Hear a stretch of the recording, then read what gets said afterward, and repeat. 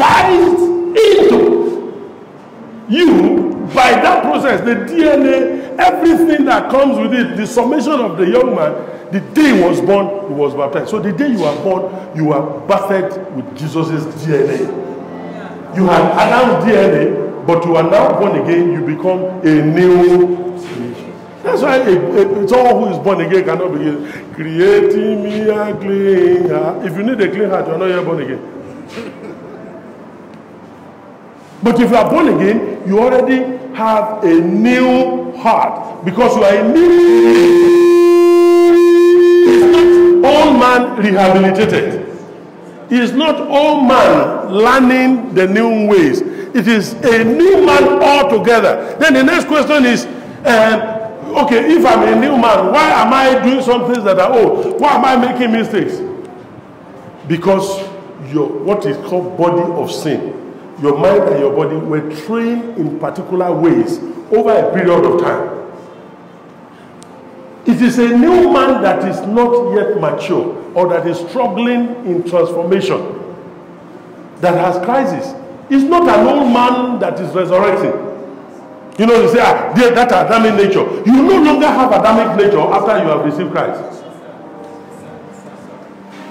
You no longer have that Adamic nature. Why don't you have it? Because if any man be in Christ, he is what? He's a new creation. Adam is not resurrecting, he has died. You are now crucified with Christ, nevertheless you are alive. Not you, but the life you now live in Christ. You live by faith. You are living by faith in Christ. And that faith that keeps you in line because you are now hiding behind Christ. But in process of time, this new man needs to be trained as a new person. To say, as a new person, this is how you act. Do you understand what I'm saying? Let me give you an illustration. There was a girl that we helped, and a Muslim, she reached out to me on Facebook. He said, sir, I like your picture. I like you a lot. I said, do you know anything about me? He said, no. You know these girls of nowadays. I like you a lot. I said, do you know anything about me? He said, well, what do you do, sir? I just really like you. I said, okay, go and read my profile. He said, you are a pastor? I said, yeah. I said, and look at the picture there. He said, yeah, I see your family. I still like you all the same. I said, okay, I like you too. Thank you.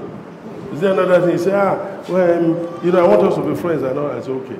So we just started chatting, and I was there. I said, where do you worship? I said, I didn't ask whether you're a Christian Muslim. I said, where do you worship? He said, Central Mosque. He said, Central Mosque. Ouchie. I said, oh, Central Mosque, that's where you fellowship. I said, okay. I know who I'm dealing with now. Because seeing those children, the pictures, they didn't make any difference to somebody from Central Mosque. Seeing all that. So we just kept chatting.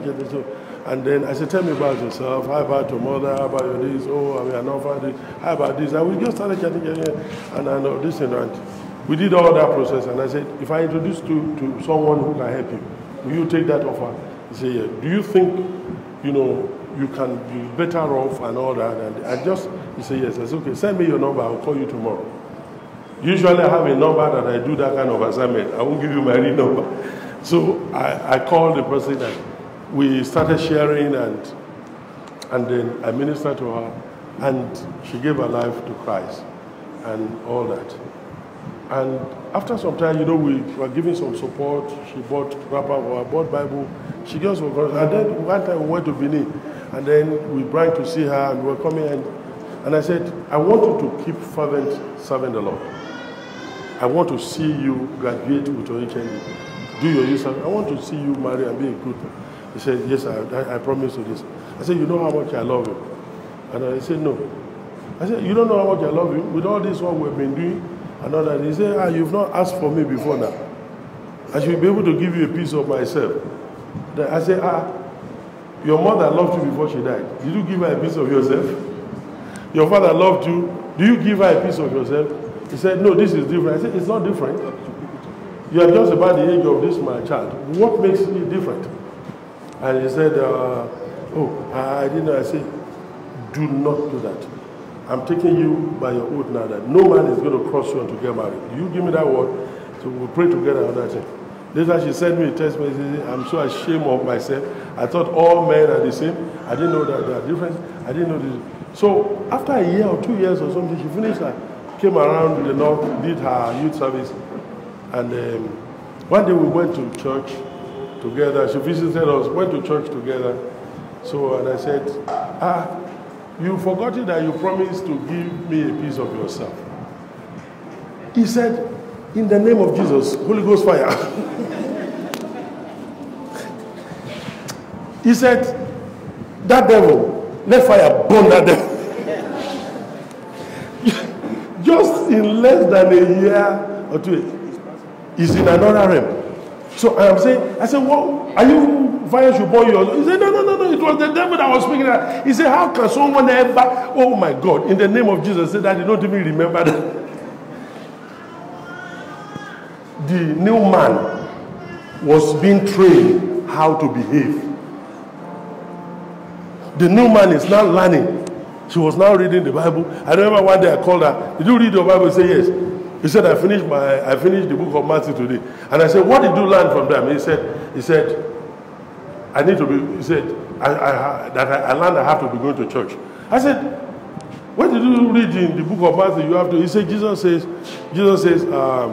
teaching them to observe all things I've commanded you, and lo, I am with you. He said, Jesus said they should teach us to observe the things that he has taught. If I want to know those things Jesus has taught, I have to go to church. So I learned that I have to go to church so that they can teach me the things Jesus commanded.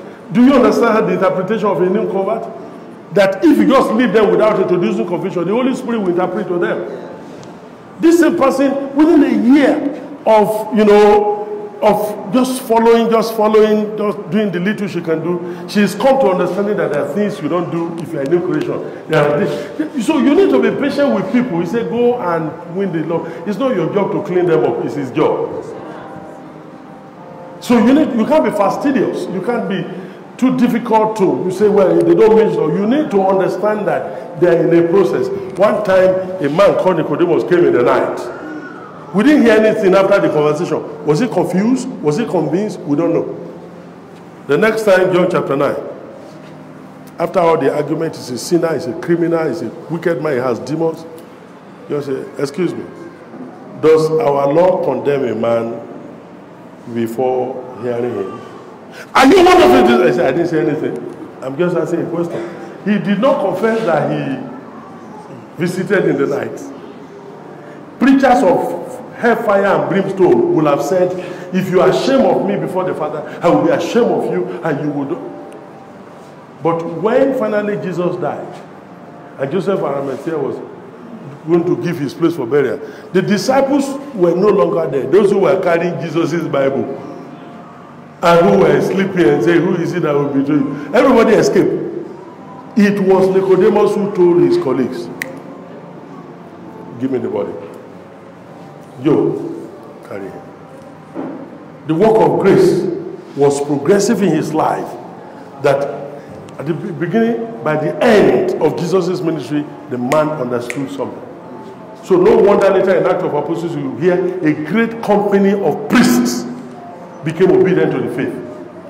A great company of priests. So they were now baptized. What happened at the water of Mara and Meribah? Talk to me. What happened at that place? The water became what? Bitter. That is the water of human life. Became bitter. What did God tell Moses to do? Cut some fig leaves, cut some leaves, put inside. He put the tree inside and it turned sweet. That is what happened when Christ went to his cross and introduced that cross. Our negative became positive. Is anybody in church? And then they got to the point where they were now looking for bread. Hey, we need bread. And he gave them manna. You know the word manna? Manna means, what is it? So they were eating what they do not know. For many of you do not design the lost body. Therefore you are dead, you are weak, you are falling asleep. Because you are eating the body, you don't know that was sacrificed for you. You ate it and then you are still struggling to please God, instead of putting faith in the man who pleased God for you. You are already pleasing God. Everybody say, I please God. Say, I'm pleasing God. I'm pleasing to God. And without faith, it is what? If it is impossible to please God, and you got faith by faith, the gift of faith that was given to you, and you got saved by that, are you not pleasing God? See, they are afraid. Are you not pleasing God? Come on now. You see what I say? The struggle to want to prove something to God. You say, well, I'm not pure enough. Why can I say I please God? I told her yesterday, I did this. But he says, without faith, it is impossible to please God. And we read in Galatians chapter 5, verse 22, that the gift of the fruit of the Spirit is what? Faith. And then we are told that it is the gift of God, not of yourself. If it is the gift of God, then you have the gift of faith in you that was given to you as salvation. And that gift pleases God. He placed it there. So you are pleasing to God. In fact, the Passover they ate. Do you remember that as they ate that Passover, they were to eat with an unleavened bread? It means the bread that is going to be sacrificed for us. Jesus said, this is my body that is broken for you. It's an unleavened bread, there is no sin in it. No yeast. So why do you say everybody should come and eat the Holy Communion? I asked them to eat because that was the body that was broken for them. The difference between Judas eating the body and Peter eating the body is he decided, I will pay with my own blood. Your blood was contaminated from Adam.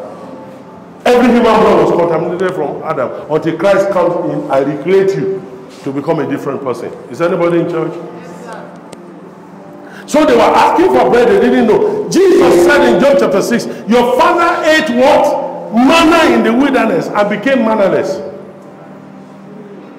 They did not even know what they were eating. They ate so much manna, they became mannerless. He said, well, I'm the true bread that came from heaven. You see that? In other words, they were eating the bread of God that came. Where did the bread come from in the wilderness? Where did the bread come from? It came from heaven. The Bible said, man ate angels' food. Did you know what it was? Angels' food. Man ate angels' food. So here, manna was coming, but they didn't know what it was. So the word did not mix with faith in their heart because they didn't understand what it was. I can't go on. I would say about the other ones in the evening. But all these were the places where God preached the gospel to them in the Old Testament. Trying to show them that this work is finished. And they didn't understand that finished work. So what did he do in David? I will explain that some other time. In David, he now decided, okay, today is now the day of salvation. You don't need to struggle anymore. If only you believe in your heart that somebody has finished. Do you know it was David who said, blessed is the man in whom the Lord does not impute iniquity? And when you now go to Romans chapter 4, you can see David was quoted there as when he said, blessed is the man in whom the Lord does not impute iniquity. It means he was going to see this holiness here. You see, a whole ministry was started on without holiness no man shall see the Lord. A whole ministry. That was our anthem. And yet your holiness does not guarantee you seeing the Lord. It is your righteousness, your right standing with God, which Christ represents. So Christ is your righteousness. You can't approach him with your holiness.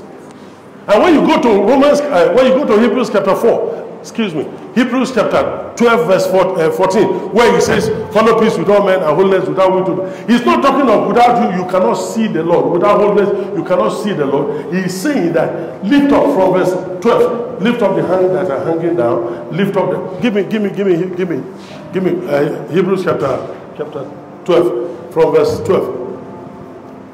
12. Therefore strengthen the hands which what?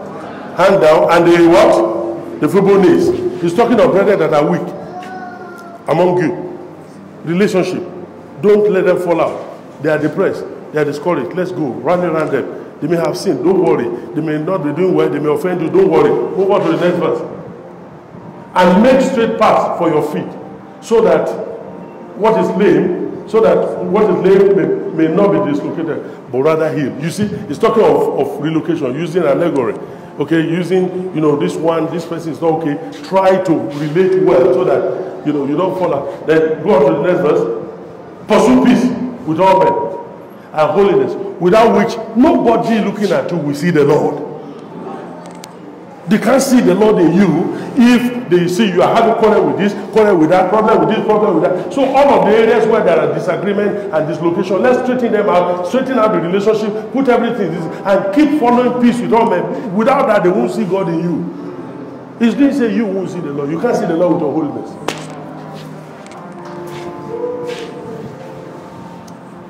This is what the entire ministry where I was. This is what it was built upon. Don't wear a ring. Don't wear trousers. Don't wear this. Don't do that. This is what it was built upon. But that's not what he's saying. And then move on to the next verse. Move on to the next verse, verse 15. Looking carefully, lest anyone fall short. You understand that? You don't fall short of the grace of God because you didn't reconcile with somebody. That's your relationship. But be careful you do not focus on yourself and fall out of the grace of God. So he's talking about relationship within the church to say that that's the illustration we saw that. So you saw where man was, you saw where Christ was, and you saw our holiness and righteousness, how it was below God's standard, right? But now you put your faith in Christ, therefore you cannot approach God with your holiness. No man can see the Lord with his holiness. But if you are not keeping good relationship with people, they cannot see the Lord in you. Is there anybody in church? I need to stop.